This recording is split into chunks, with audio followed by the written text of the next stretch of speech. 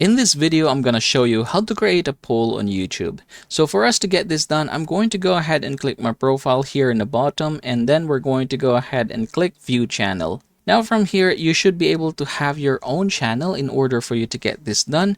So we're going to go ahead and click Community if you do have one. Next, there is something here that says what's on your mind. You can go ahead and click that one, and then you can go ahead and basically click this and then click this one down below. So this is the poll icon. You can go ahead and do so. And then after doing that, you have two options: add a poll using image or using text. So depending on your needs, say for example, I'm going to use text this time. And then from here, I'm going to go ahead and ask this one, what is the best time for me to live stream? And then from here, you have the options here. You can go ahead and click it. And say, for example, I'm going to go ahead and put here 8 p.m. and then 9 p.m.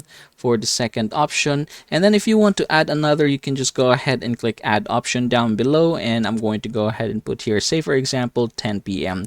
And once everything is done, you can just go ahead and click the post button here at the top, just like so. And you should be able to see it in your community. So we're going to go ahead and click the view option here. And there you go. That is how it works, everybody. I hope this video helps you out.